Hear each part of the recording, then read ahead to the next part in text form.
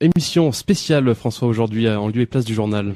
Oui, tout à fait, Meia. On va avoir une émission assez historique et importante sur le mariage pour tous, avec des invités que je vais vous présenter dans un instant.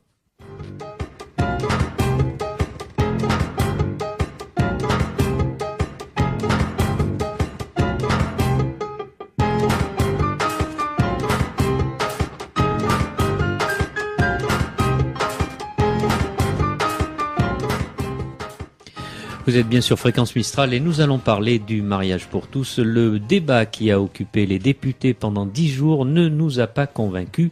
C'est le moins qu'on puisse dire. À droite, une obstruction systématique et une sacrée carence d'idées, et à gauche, des petits soldats rangés derrière une ministre qui a su jouer de la diversion avec une circulaire, certes hors sujet, mais qui a mis le feu aux poudres. Hier, l'Assemblée nationale a autorisé pour sa part le mariage entre deux personnes du même sexe. Le Sénat va à son tour se prononcer conformément à l'usage politique, mais pour autant le français aura été privé de réflexion et de débat, alors que cette question aussi sociétale que politique nous concerne tous. Des manifestations, il y en eut et il y en aura encore, mais le bruit médiatique est là aussi réducteur sur le fond et le front des idées. Une Barjot d'un côté et des Jobards de l'autre, le sujet méritait mieux. Et c'est là qu'intervient l'initiative d'un journaliste de la Marseillaise, notre confrère Morgan Termelen. Voilà plusieurs semaines, il a voulu lancer le débat en profondeur, justement, et a sollicité deux personnalités estimées et reconnues. D'un côté, Henri Huille, spécialiste des questions de société à la libre pensée, et de l'autre, le père Christophe Didier Chave, vicaire général du diocèse de Digne, sur une position diamétralement opposée. Le résultat, de beaux articles qui ont nourri l'échange sur plusieurs semaines avec une volonté réciproque, me semble-t-il, de respecter l'adversaire tout en avançant ses propres convictions. Un échange de vues de haute tenue et qui a éclairé le débat. C'est avec enthousiasme que j'ai à mon tour proposé à Morgan Termelen de poursuivre cette belle controverse sur notre antenne, jouant ainsi l'échange confraternel avec la Marseillaise. C'est donc avec plaisir aujourd'hui que j'accueille les protagonistes de cet échange que nous allons prolonger sur Fréquence Mistral. Tout d'abord, Christophe Didier Chave, bonjour. Bonjour. Je vous demanderai brièvement peut-être de vous présenter, Christophe. Bien, je suis prêtre de l'Église catholique, je suis vicaire général, comme vous l'avez dit, du diocèse, c'est-à-dire on a l'habitude de dire le bras droit de l'évêque, et puis j'enseigne les questions éthiques, plus particulièrement l'éthique sexuelle et familiale, mais aussi la bioéthique. Merci. À notre côté également Henri Huille pour la libre pensée. Même exercice, Henri? Oui, bonjour. Donc je m'appelle Henri Huille. Je suis membre de la commission administrative nationale de la libre pensée. Et à titre privé, j'ai exercé pendant de longues années la profession de fonctionnaire hospitalier dans les quartiers nord de Marseille.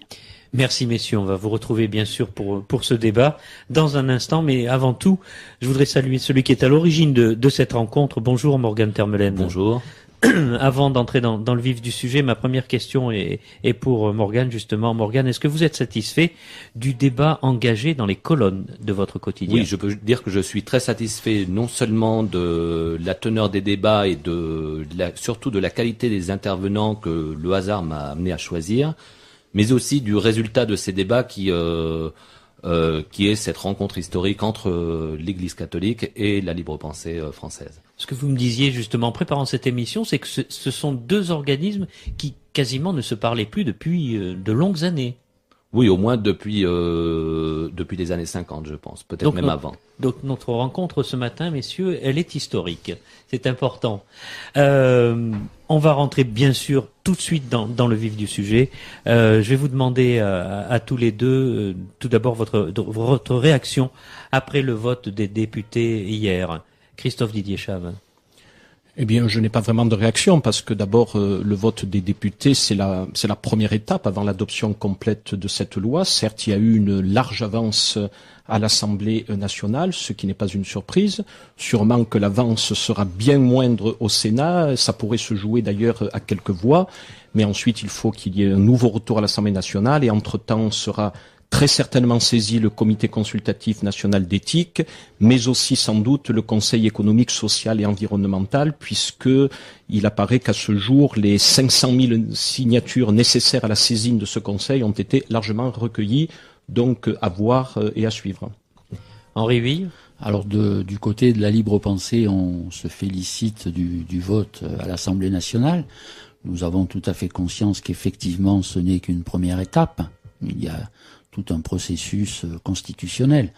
Ceci étant, ce qui est pour nous important, c'est le fait qu'il s'agit d'un droit, et plus précisément de l'égalité des droits. Le fait que l'ouverture de la possibilité au mariage pour tous, ça c'est quelque chose qui nous paraît un progrès incontestablement. Vous avez remarqué qu'on a réduit le débat à justement l'aspect du mariage pour des personnes du même sexe. Bien sûr, comment ne pas s'en apercevoir. Alors la position qui est la nôtre, c'est que il y a 1000 possibilités dans la vie des gens. L'existence et la vie sociale font qu'on peut pas tout prévoir. Et ce qui nous paraît important, au-delà de la question du mariage gay, qui est une réalité, au-delà de ça, nous voulons souligner le fait que c'est le mariage, le droit du moins au mariage pour tous, c'est-à-dire que on fait un pas vers l'égalité des droits. C'est-à-dire qu'on met fin à une espèce d'anomalie. Certains avaient un droit que d'autres n'avaient pas. Or, dans notre tradition républicaine, nous sommes partisans de l'égalité des droits. Christophe Didier-Chave, on a eu raison de se focaliser sur le mariage homosexuel par rapport à cette loi. D'ailleurs, on ne s'est pas focalisé uniquement au mariage, mais à la question de l'adoption aussi. Il n'y a pas que la question du mariage, mais il y a l'ouverture de l'adoption à ces couples-là. Et évidemment, s'ouvrira très rapidement la question de la possibilité pour ces couples-là d'avoir des enfants par un autre moyen que l'adoption. Donc tout ce qui est l'aide médicale à la procréation, voire évidemment sans doute la gestation pour autrui, mais ça sûrement, ça sera dans une prochaine étape qui ne sera peut-être pas aussi proche que ce que le gouvernement l'avait annoncé, puisque le gouvernement avait annoncé que cette question de l'ouverture de l'aide médicale à la procréation, d'ailleurs uniquement aux femmes, ce qui était discriminatoire envers les couples homosexuels hommes. Le gouvernement avait annoncé que ce serait remis à une loi au mois de mars. Ça sera évidemment pas le cas, puisque le Premier ministre a annoncé que, avant que cette question soit débattue, il y aurait la saisine du Comité consultatif national d'éthique, et cette saisine ne pourra pas avoir lieu avant au moins l'automne prochain. Alors vous avez compris que les rouages politiques de notre société sont en marche pour ces questions. Il en demeure pas moins qu'il y a un problème de société qui demeure dans notre paysage national depuis des années. Effectivement, le droit de deux personnes du même sexe de concevoir une vie commune, d'avoir des droits sur des enfants qui peuvent exister avant leur propre union, et puis l'avancée il y a quelques années déjà du Pacs, qui a autorisé une certaine liberté dans notre pays, et qui est poursuivi cette année, me semble-t-il, avec cette étape importante, une étape importante, et qui du côté de l'Église, me semble-t-il, vous véhiculez l'idée que la famille elle-même est menacée. Oui, c'est-à-dire, c'est pas d'abord cette crainte que nous pourrions avoir.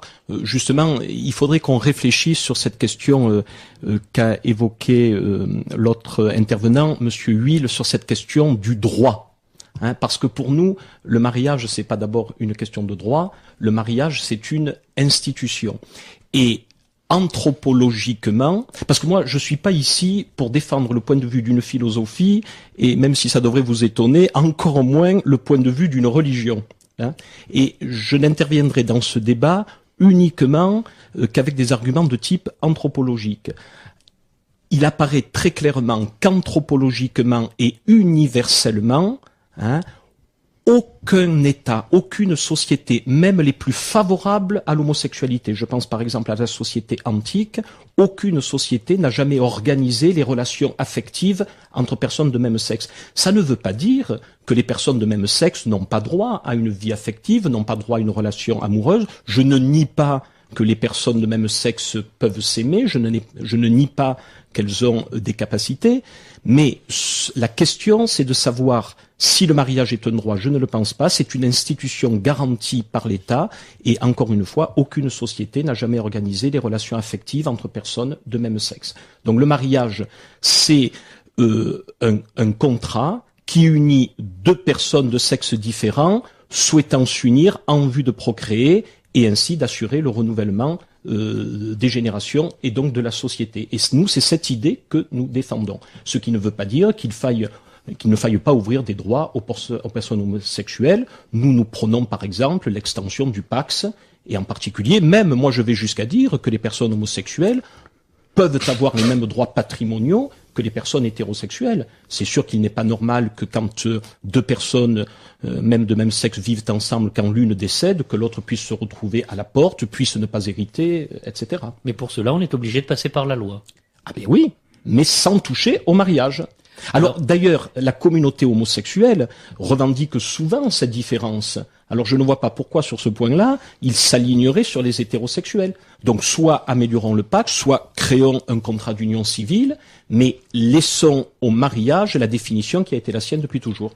Alors je pense que là on est au cœur du débat. Alors sans vouloir limiter le droit de parole du représentant de l'Église catholique, je pense qu'il faut souligner la différence fondamentale qu'il y a.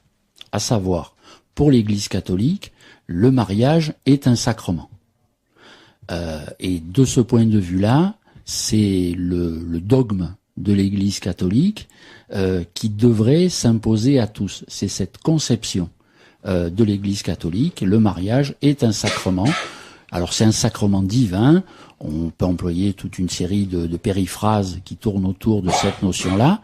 Et du point de vue de la tradition républicaine, parce que nous parlons bien du mariage civil, nous parlons bien du mariage civil et pas du mariage religieux. Les républicains que nous sommes ne prétendent pas s'immiscer dans le fait que les catholiques pourraient ou non se marier de la façon dont ils l'entendent, ou les musulmans se marient de la façon dont ils l'entendent, ou les juifs se marient de la façon dont ils l'entendent. C'est pas le problème. Le problème est celui du mariage civil. Et donc, c'est un problème d'égalité des droits. Parce que ceux qui fondent la République, c'est pas un scoop, ceux qui fondent la République, c'est sur le fond philosophique, c'est la déclaration des droits de l'homme et du citoyen. Et donc, sous cet angle-là, nous sommes partisans de l'égalité en droit des citoyens, quels qu'ils soient, quel que soit leur sexe, leur couleur, leurs opinions, leurs origines, etc.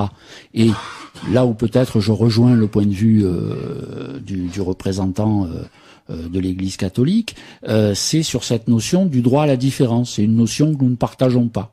D'ailleurs, nous voyons bien que c'était très piégeux, puisque aujourd'hui l'argument qui nous est opposé, c'est vous réclamez votre droit à la différence, pourquoi réclamez-vous l'égalité des droits? Non, nous sommes opposés à cette notion de droit à la différence. Les gens sont différents, c'est un fait. Il n'y a pas de droit spécial à faire valoir. Il y a des grands, des petits, des bruns, des blonds, des noirs, des blancs, des homosexuels, des hétérosexuels. Il y a simplement, nous disons, dans le cadre de l'égalité des droits républicains, chacun doit pouvoir bénéficier des mêmes droits. C'est la définition même de l'égalité des droits. Et il me semble que c'est ça qui est effectivement au cœur du problème. Christophe Didier Schaff, cette distinction entre mariage civil et mariage religieux. Mais moi, je ne suis pas ici pour parler du mariage religieux. Ce n'est pas la question. Ce n'est pas la question.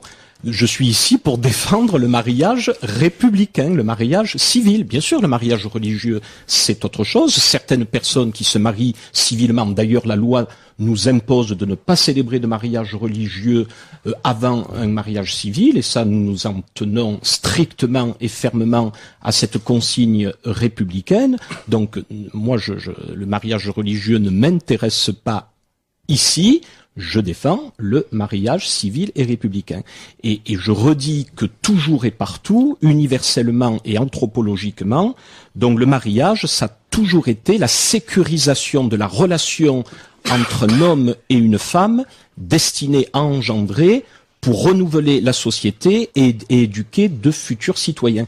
C'est sûr que dans notre société, le mariage est devenu la célébration sociale de l'amour. Mais c'est une nouveauté.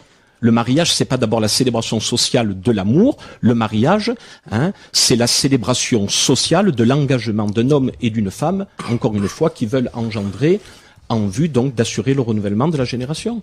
Moi, je défends ça. Alors, évidemment, nous divergeons profondément sur ce second aspect des choses, à savoir que non seulement il existe des familles homoparentales, on ne peut pas le nier, mais il existe des familles monoparentales. Et il existe aussi des tas de gens qui se marient, hommes et femmes, qui se marient en n'ayant absolument pas pour idée de la procréation. Je répète encore une fois, c'est une question fondamentale qui est, est-ce que nous sommes ici sur Terre pour accomplir les desseins de Dieu, ou bien est-ce que nous sommes ici sur Terre pour vivre notre vie du mieux que nous pouvons et essayer d'être heureux? C'est un vieux débat qui bien sûr oppose l'Église catholique et la libre pensée. C'est que nous ne prétendons pas, nous ne disons pas que nous sommes dans une vallée de larmes et que la vraie vie commence après la mort. Nous disons, quant à nous, parce que voilà, nous sommes dans une vallée de larmes et il nous faut respecter les codes, les conventions qui sont fixées de manière dogmatique. Nous, ce que nous disons, c'est que, ma foi, nous essayons de mener notre vie. Chacun essaye de mener sa vie du mieux qu'il peut et que l'avenir de l'être humain, c'est effectivement une idée qui est encore neuve en Europe et dans le monde, c'est la recherche du bonheur.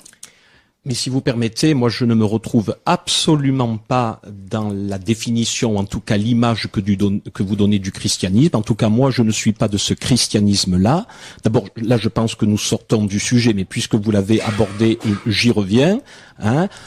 Pour un chrétien, en tout cas pour notre vision du christianisme, Dieu, contrairement à ce qu'on a pu dire, et d'ailleurs contrairement à la manière de vivre de certains chrétiens à certaines époques, voire encore maintenant, Dieu veut que nous soyons des hommes debout, libres et heureux. Et d'ailleurs, j'enseigne l'éthique, et la morale chrétienne n'est pas une morale du devoir, ça c'est la morale kantienne, et pour ce que je peux en savoir, Kant n'était pas spécialement chrétien, en tout cas il avait envoyé tout ça aux orties.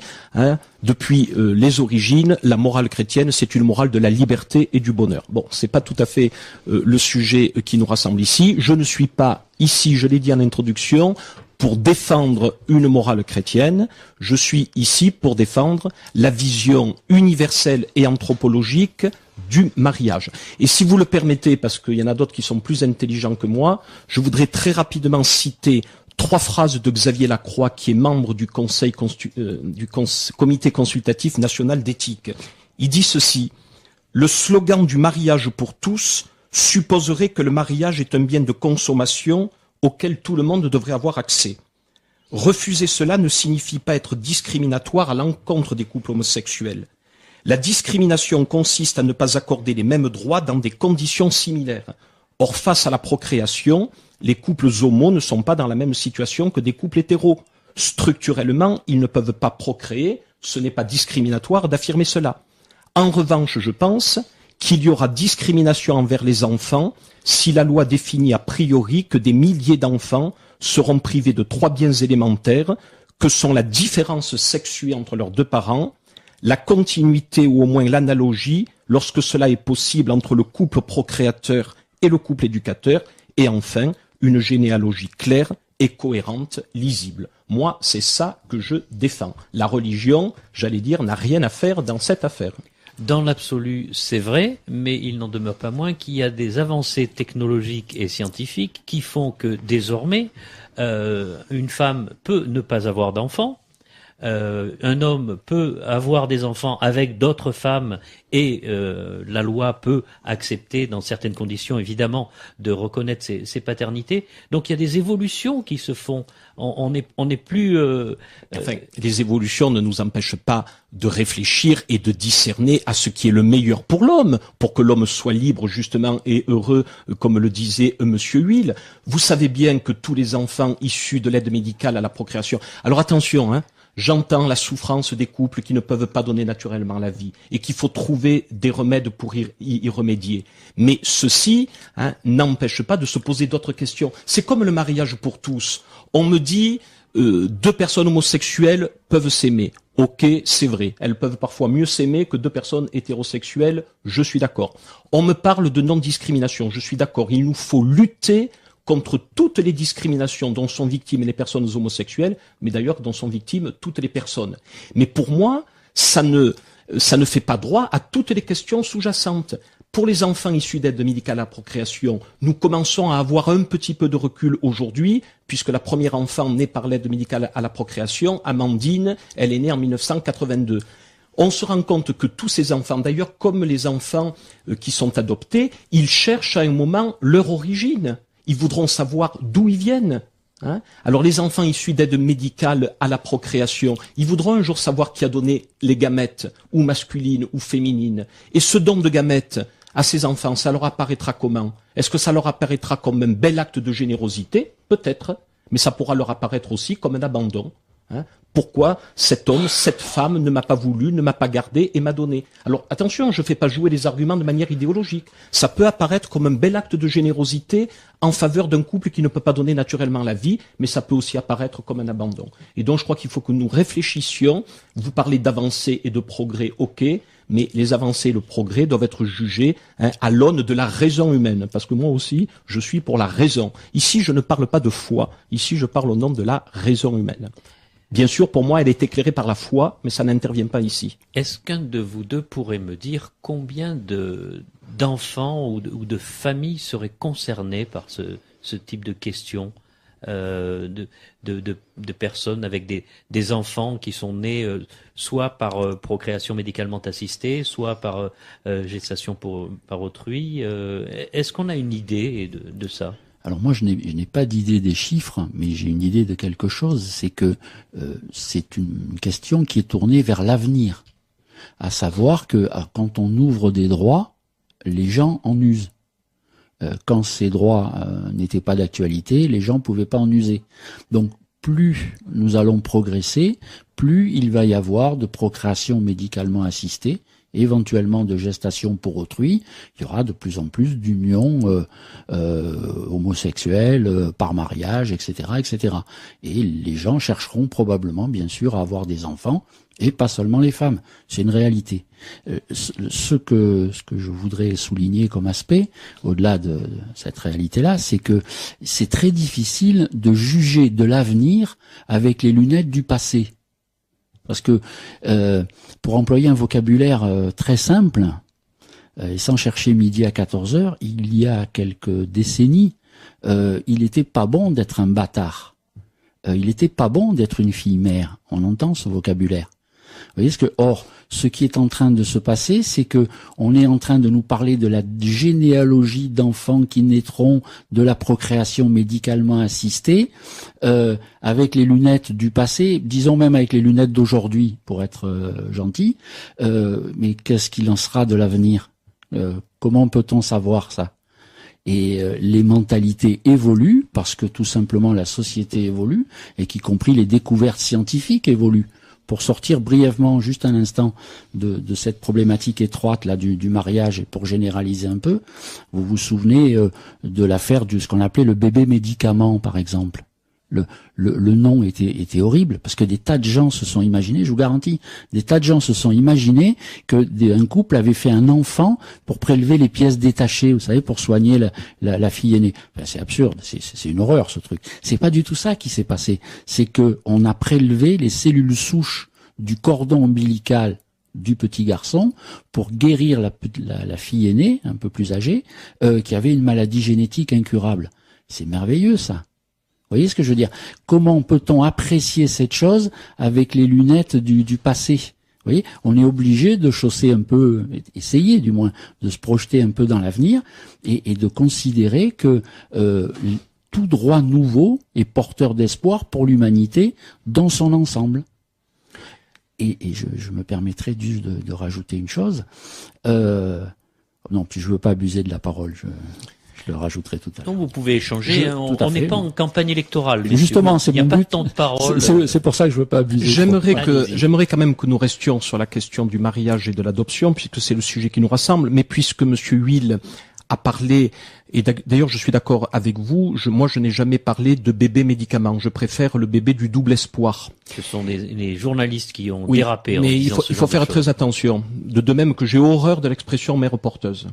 Parce que pour moi, c'est pas respectueux de la femme. Hein. D'accord. Mais pour ce bébé, appelé par les journalistes bébé médicament ou bébé du double espoir, bien sûr que c'est beau, que c'est généreux, hein, qu'on puisse prélever telle ou telle cellule sur cet enfant pour guérir son frère ou sa sœur aînée. Mais cet enfant, hein, comment il va interpréter cet acte-là? encore une fois, il peut l'interpréter comme une belle générosité. Grâce à moi, eh bien, mon frère, ma sœur aînée, a pu guérir et on peut vivre heureux en famille. Ça n'empêchera pas qu'il pourra se dire, mais est-ce que j'ai vraiment été voulu pour moi? Ou est-ce que j'ai été voulu pour ce pourquoi j'ai pu servir? Pour moi, c'est une question. Alors, je pense que je suis visé quand, Monsieur Huil, vous avez dit on ne peut pas juger de l'avenir avec les lunettes du passé, ni même avec celles du présent, parce que vous avez voulu être gentil avec moi. Enfin, je ne sais pas si je regarde l'avenir avec les lunettes du passé. En tout cas, moi, parce que je crois que envisager l'avenir sans se référer, à un passé, on risque d'être très fragile, parce que pour moi, l'histoire, le passé, ça nous donne des racines. Ça ne veut pas dire que ça doit nous tourner vers l'arrière, pas du tout, parce qu'il faut regarder le présent et l'avenir, mais ça nous donne aussi un socle et un fondement. Mais au-delà de cette question, moi je me dis, face à tout progrès, ce qu'on peut appeler un progrès social, face à toute évolution, il faut qu'en tant qu'être humain, je me pose la question des conséquences prévisibles de ce que je vais faire. Conséquences prévisibles pour moi, pour celles et ceux qui sont confiés à ma responsabilité et pour les générations futures. Face à tout ce qu'on peut appeler le progrès dans l'aide médicale à la procréation, par exemple, je crois que nous n'avons pas assez de recul aujourd'hui pour voir les conséquences de nos décisions. Madame Bertinotti, ministre de la Famille, l'autre jour en pleine assemblée, s'est levée en disant « Mais vous, la droite, vous avez toujours crié à la catastrophe face à des évolutions sociales et rien ne se passe, tout va pour le mieux dans le meilleur des mondes. » Mais comment regarde-t-elle le monde? Comment regarde-t-elle le monde? Si elle trouve que tout va pour le mieux dans le meilleur des mondes, bien, c'est sa liberté, je respecte, mais moi je ne peux pas accepter ça. Je ne peux pas accepter ça et je crois qu'il est heureux qu'il y ait des hommes et des femmes qui se lèvent pour dire attention, attention. Je crois que de fait, je suis d'accord avec vous, l'Église a trop souvent été contre. Voilà. Et à force d'être toujours contre, on n'est plus entendu. Et que parfois, je suis d'accord, on a pu apparaître comme des prophètes de malheur et on peut l'apparaître encore comme des prophètes de valeur. Donc il ne s'agit pas de dire non à tout, il s'agit d'examiner avec des hommes et des femmes de bonne volonté, avec des hommes et des femmes qui ne pensent pas comme nous. D'ailleurs, je suis heureux que le Conseil consultatif national d'éthique soit composé de scientifiques, de juristes, de philosophes, des représentants de différentes religions, dont la libre pensée, qui n'est pas classée parmi les religions, mais qui fait partie des traditions de notre pays. Et moi, je crois qu'il faut multiplier les lieux comme ça dans notre société. On l'a fait pour la bioéthique, pour la réforme de loi de la bioéthique. Pourquoi ne l'a-t-on pas fait pour ce que l'on appelle le mariage pour tous? Moi, je crois que le débat a été escamoté. Le débat, il est resté au sein de l'Assemblée nationale, avec des hommes et des femmes que je respecte, mais dont je pense qu'ils n'ont pas toujours les moyens philosophiques, juridiques de réfléchir, et ils vont malheureusement voter selon la consigne du parti. Je crois même, mais si je me trompe, vous me le direz, que le Parti socialiste menace de sanctions leurs parlementaires qui ne voteront pas cette loi. Je trouve que dans une démocratie, c'est gravissime et c'est même scandaleux. Chacun a le droit sur des sujets de société ou sur des sujets sociaux de voter selon sa conscience. Et pour moi, la consigne du parti, ça ne m'intéresse pas dans ces questions-là. Je trouve ça même très grave. Henri, oui, le débat a été escamoté? Alors c'est toujours pareil, le débat a été ultra médiatique, donc il a été forcément superficiel. Moi je me félicite justement que aujourd'hui Fréquence Mistral et la Marseillaise aient organisé ce débat et nous faisons cet effort les uns et les autres d'aller un peu au fond des choses. Voilà, donc ça il faut tout à fait en remercier ces deux médias. Sur le fond, encore une fois, bon, en passant, une petite plaisanterie en passant, je trouve amusant que l'Église catholique, qui a donné la consigne de manifester, de s'opposer à ce projet de loi, reproche à une des composantes de la partie adverse de donner des consignes. C'est un peu bon. Mais ceci étant dit, sur le fond, le problème à vouloir interdire les choses, on va interdire, c'est pas autorisé aujourd'hui en France, mais on veut perpétuer l'interdiction de la gestation pour autrui. Et puis, sauf exception, on va interdire ou férocement réglementer la procréation médicalement assistée. Puis, on veut pas autoriser, donc on veut interdire le droit au mariage pour tous, qui n'enlève rien à ceux qui veulent se marier hommes et femmes pour faire des enfants. Ça leur sera pas interdit, que je sache. C'est un droit qui est accordé aux autres. C'est une égalité des droits. Le problème que ça soulève, les interdictions, ça frappe toujours les pauvres, pour parler simple. Rappelons-nous, à l'époque où l'IVG était interdite en France, qui se faisait charcuter sur la table de la cuisine par la voisine compatissante ou vénale, et qui allait faire un avortement en Angleterre, en Hollande, etc. L'interdiction, ça frappe toujours les pauvres.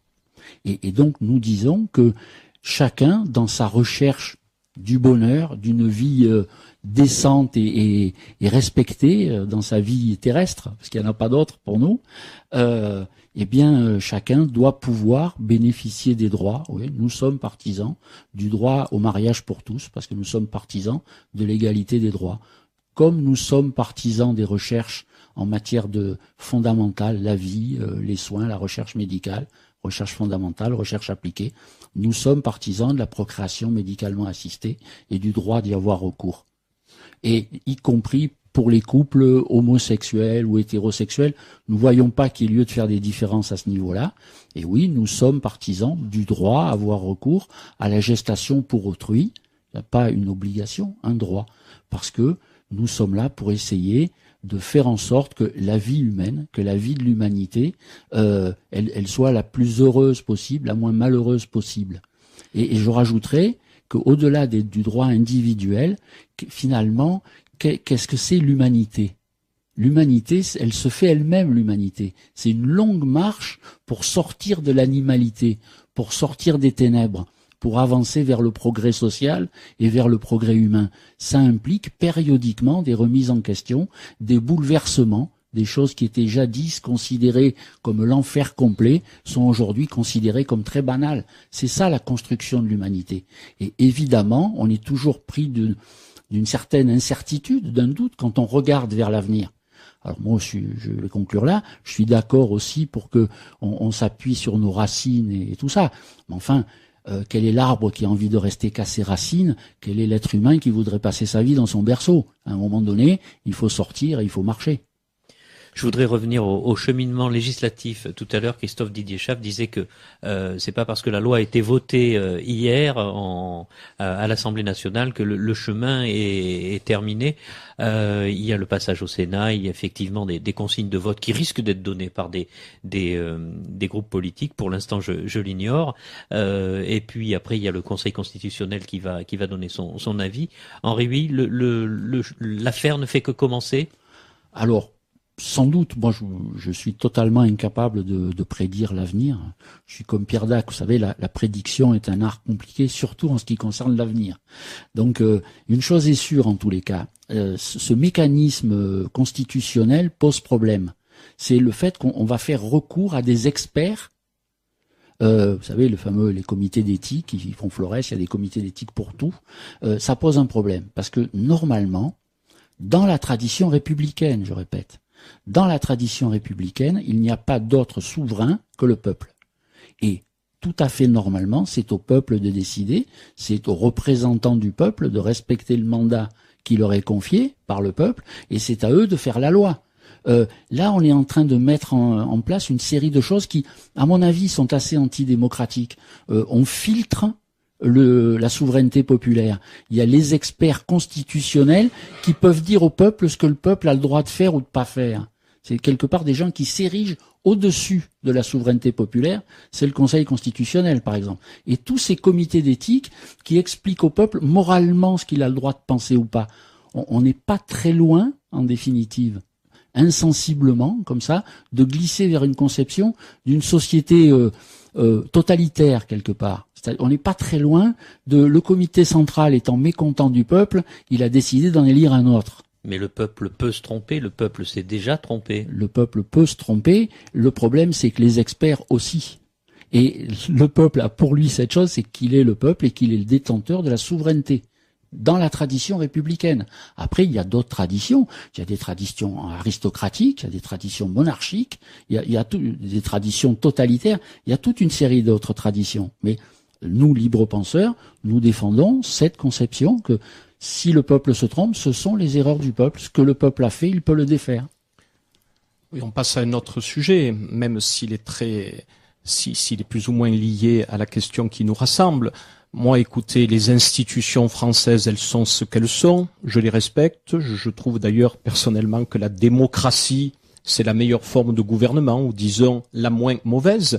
Le peuple est souverain, mais le peuple souverain ne peut pas se rassembler complètement pour voter la loi, donc nous déléguons ça à des hommes et des femmes que nous avons élus.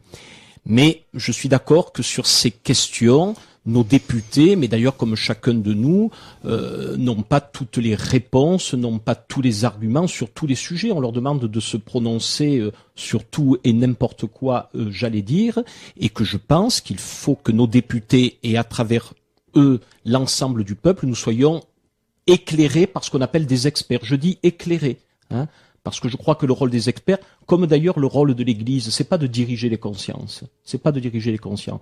Moi, en tant que prêtre, j'espère, du moins j'espère, ne jamais peser sur une conscience humaine. Mais quand quelqu'un vient me voir, j'essaie de lui donner tous les arguments qui seront nécessaires pour son propre discernement.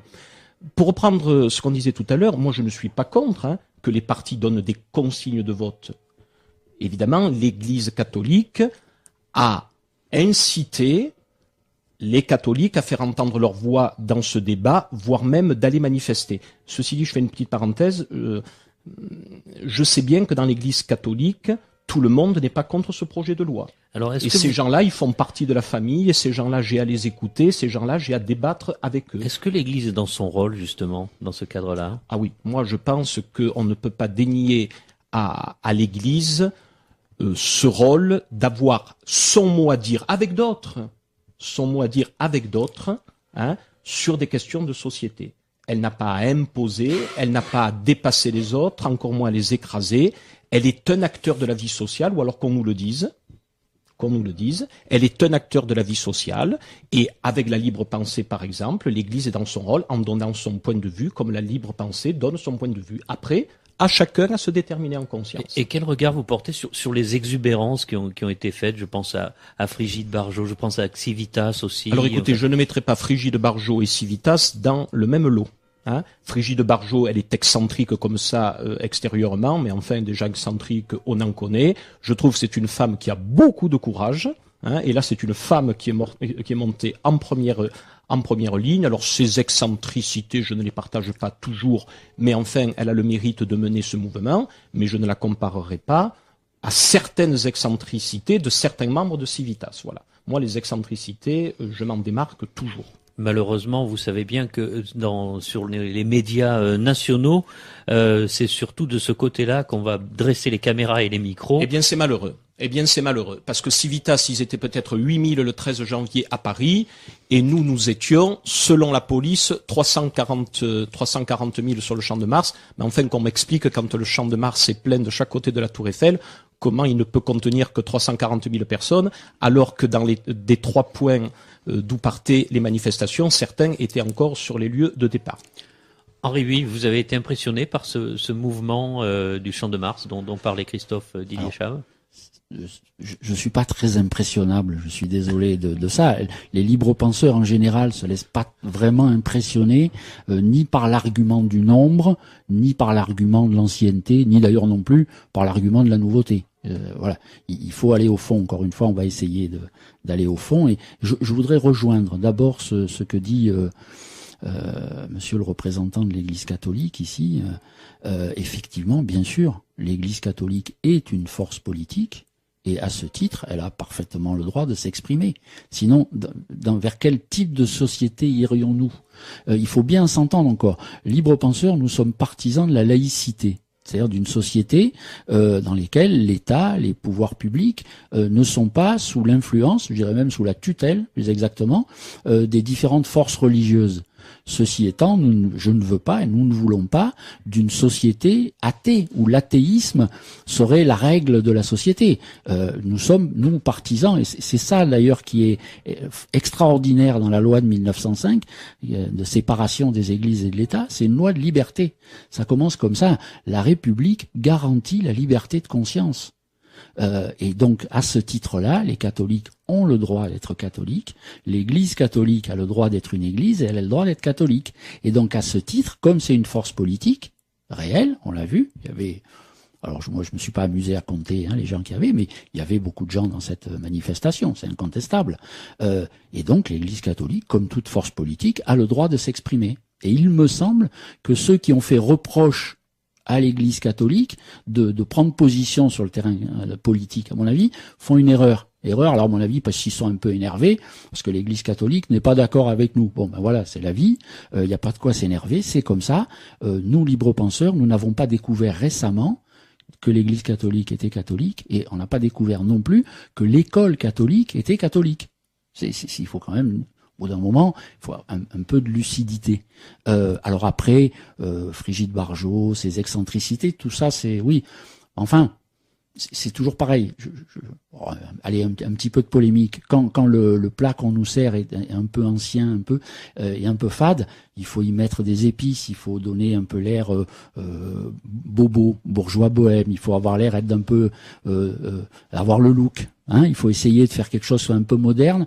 Et d'ailleurs, plus qu'on défend et rétrograde, plus il faut essayer de se donner l'air moderne. C'est pas nouveau, ça n'est pas propre uniquement à l'Église catholique. C'est un artifice médiatique, rien de plus. Mais bon, là-dessus, je veux pas faire un feuilleton sur Frigide Barjot. Barjot, c'est un artifice médiatique. Voilà, point. Après, je diverge aussi. La libre pensée diverge avec ceux qui disent oui, Civitas, c'est... Écoutez, l'Église catholique est ce qu'elle est. Il y a plusieurs courants au sein de l'Église catholique. Il m'appartient pas de commenter ça. Qui parle au nom de l'Église, qui parle pas au nom de l'Église. Je crois savoir qu'il y a une hiérarchie de l'Église catholique, les cardinaux, les évêques, la conférence des évêques de France, c'est eux qui parlent pour l'Église catholique, ça me paraît indiscutable. Après, sur les franges, sur les bornes, ça, bon, voilà, c'est la vie. Ce qui me paraît important, le problème qui a vraiment été soulevé, c'est le poids de l'école privée. C'est le poids de l'Église catholique et de son appareil, la fameuse lettre j'ai oublié son titre, je crois, du directeur je crois que c'est ça, directeur de l'enseignement catholique. Nous avons une position là-dessus, qui est une position très nette, c'est que l'Église a le droit de s'exprimer.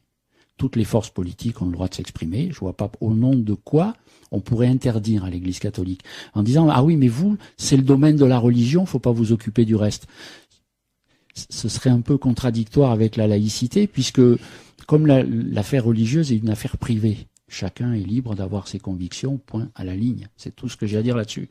Sur l'enseignement, c'est différent. On est dans une situation bizarre en France. Il y a la loi de 1905 qui dit la République ne reconnaît, ne salarie, ni ne subventionne aucun culte. Et nous subventionnons, la République, depuis la loi Debré de 1959, subventionne l'enseignement privé sous contrat qui est immensément à majorité catholique. Je ne sais pas si c'est 95 ou 96%, mais c'est de ce tournoi-là à peu près. Catholique. Et là, nous disons il y a une anomalie. Et c'est la raison pour laquelle, libres penseurs, nous disons il faut abroger la loi Debré de 1959, parce qu'on ne peut pas dire à la fois nous subventionnons, on est séparés, mais on subventionne l'Église catholique, mais l'Église catholique a le droit de rien dire. Oui, mais l'enseignement catholique, on lui reconnaît dans la loi Debré un caractère propre. S'il a un caractère propre, on ne peut pas lui dire de ne pas user de ce caractère propre. On va essayer, donc, je conclus là-dessus. De revenir au débat sur le mariage pour tous. Mais c'est le débat. Parce qu'effectivement, c'est le débat. Et donc, nous sommes partisans de l'abrogation de la loi Debré. D'accord. Mais c'est un autre sujet. On fera un débat sur l'école libre, si vous voulez, un jour, et l'école de la République, parce que c'est important également. Christophe Didier-Chat, vous vouliez réagir, mais brièvement. Je veux simplement réagir sur le sujet qui nous réunit ce matin, et pour dire que je partage tout à fait la conception de la laïcité que vient d'évoquer Monsieur Huil, et que nous ne cherchons surtout pas à revenir sur la loi de séparation de l'Église et de l'État. Bien sûr que cette loi est née dans l'opposition, elle est née dans la violence, elle est née dans l'opposition entre plusieurs catégories de Français. Mais bon, maintenant c'est un fait et nous ne voulons surtout pas y revenir. Je pense que ça a été toujours catastrophique quand l'Église a trop collusionné avec les pouvoirs de quelque sorte et de quelque bord qu'ils soient. Et c'est une loi qui a fait ses preuves en termes de paix sociale dans notre pays. Voilà, et la laïcité est un vecteur important de la République française. N'y revenons surtout pas. Mais moi voilà, par rapport au sujet, encore une fois, alors l'Église catholique a son point de vue. Encore une fois, je sais qu'en son sein, tout le monde ne partage pas ce point de vue, mais c'est le point de vue de l'institution Église catholique, et son point de vue, encore une fois, elle ne le défend pas au nom d'une philosophie ou d'une vision de Dieu particulière, mais au nom d'arguments anthropologiques. Et pour nous, cette loi n'est pas acceptable sur 2 points. C'est parce qu'elle cherche à remettre en cause, elle n'accepte pas la nécessaire reconnaissance de la différence des sexes. Et l'autre question fondamentale qui est liée, c'est la place de l'enfant dans l'homoparentalité. Mais encore une fois, dire ceci, à mon avis, ce n'est pas être homophobe, ce n'est pas nier l'amour qui peut exister entre les personnes, ce n'est pas leur refuser des droits. Mais la question, c'est de l'extension du mariage aux personnes du même sexe. Alors messieurs, l'heure tourne, on va arriver à la conclusion de cette émission. Morgane Termelaine, votre sentiment sur ce qui vient d'être dit là par les invités que vous connaissiez bien? Encore une fois, je suis très satisfait de la très haute qualité des débats qui ont eu lieu aujourd'hui, et puis je tenais à en remercier les 2 intervenants, le père Christophe Didier Chave et monsieur Henri Huil. Le fait que on ait plus le temps en radio, effectivement, sur une période de 30 minutes, 40 minutes, de parler en profondeur de ces choses-là, c'est un bon point par rapport à la presse écrite, où on est confronté à des contraintes qui sont des contraintes de ligne, tout simplement, et de place. Il y a des contraintes aussi bien à la radio, je pense, que sur la presse écrite. La principale différence, mais c'est un peu moins vrai avec l'essor des nouvelles technologies, la principale différence entre la presse écrite et la radio, ou en allant plus loin, la télévision, c'est, disons, la fugacité de l'instant dans la radio. C'est-à-dire que les gens qui nous écoutent en direct l'ont entendu, les autres, bon, à part s'ils nous écoutent en podcast après. Ils pourront le faire, effectivement. Ça a chamboulé un petit peu la manière d'écouter la radio dans les 10 dernières années qui sont arrivées, le podcasting et puis le fait d'avoir des sites internet. Morgane, tout à l'heure, c'est Henri Huil, je crois, qui a parlé du déchaînement médiatique par rapport à nous sommes tous les deux dans des médias ruraux, la Marseillaise ici dans les Alpes et Fréquence Mistral. On est à 100 lieues de ce déferlement médiatique, enfin ces caméras qui vont voir le spectacle des manifestations. Vous êtes tout à fait dans le propos depuis que j'ai lancé ce débat dans le département. Vous êtes tout à fait dans mon état d'esprit, c'est-à-dire le fait de prendre ce débat avec calme et de ne pas aller vers l'outrance, la vente médiatique, la vente d'un sujet d'actualité, mais de faire réfléchir les gens, de prendre un peu de distance par rapport au débat. C'est ce qui me paraissait essentiel. Et qu'on puisse éclairer le lecteur ou l'auditeur. On va vous demander de conclure, messieurs, si vous voulez bien, brièvement, sur la teneur de ce débat, la façon dont vous avez abordé le sujet, et puis évidemment l'image que vous avez de votre, entre guillemets, adversaire. Henri Huil. Oui, alors essentiellement, le cœur du débat, c'est le fait que citoyens, individus, êtres humains, nous avons le droit de rechercher le bonheur individuel. Que ce bonheur ne peut pas exister, ou du moins est fortement entravé, s'il y a discrimination légale. Donc nous disons, hommes, femmes, homosexuels, hétérosexuels, plus jeunes, plus vieux, le droit au mariage pour tous. C'est l'égalité des droits. Ça, c'est le premier point. Le deuxième point, je considère tout à fait positif le débat qu'on a pu avoir avec monsieur le représentant de l'Église catholique, et on est tout à fait, bien sûr, partant sur ces questions, sur d'autres questions, pour avoir le même type de débat. Ça correspond, j'en suis vraiment convaincu, au rôle que journaliste radio et journaliste papier vous avez voulu jouer. Ça correspond aussi quelque part un peu à la vocation de la Fédération de la Libre Pensée, qui est en fait une organisation internationale, qui est une association d'éducation populaire. Je conclus pour ma part en disant que je suis tout à fait convaincu que personne ne peut convaincre personne. Les gens se convainquent eux-mêmes. Les gens sont adultes, majeurs et réfléchissent. Par contre, je crois qu'on peut apporter un éclairage et des arguments. Et vous nous avez permis de faire ça. Soyez-en remerciés. Merci. Bien, je signe des deux mains la dernière phrase de Monsieur Huil. J'espère que ce débat aura permis à nos auditeurs ou alors aux lecteurs de la Marseillaise de se faire une idée plus précise, d'éclairer leur conscience.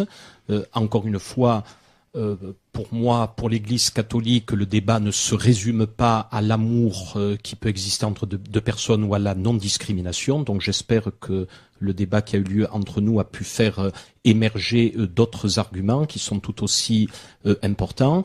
Et dans votre introduction, vous disiez que nous avions la volonté réciproque de respecter l'adversaire. Eh bien, je me suis aperçu aujourd'hui que non seulement je n'ai pas d'adversaire, mais que j'ai même pu trouver un homme avec qui dialoguer au nom de la raison. Et ça, j'en suis véritablement très heureux.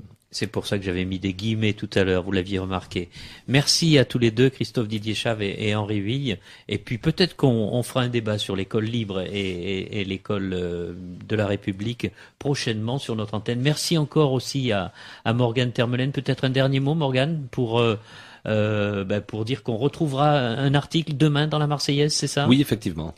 Demain, donc, un article dans la Marseillaise sur ce débat que j'ai eu grand plaisir, moi, à animer et à monter avec Morgane.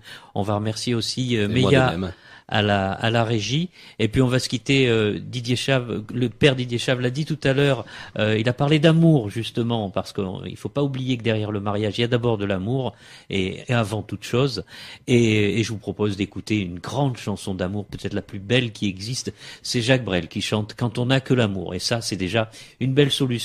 Et pour aplanir les problèmes, c'est aussi la musique et la chanson qui est là. Merci à tous les deux intervenants. Merci à Morgane. Merci aussi à Meia à la régie. On se quitte en écoutant avec beaucoup d'émotion Jacques Brel. À bientôt.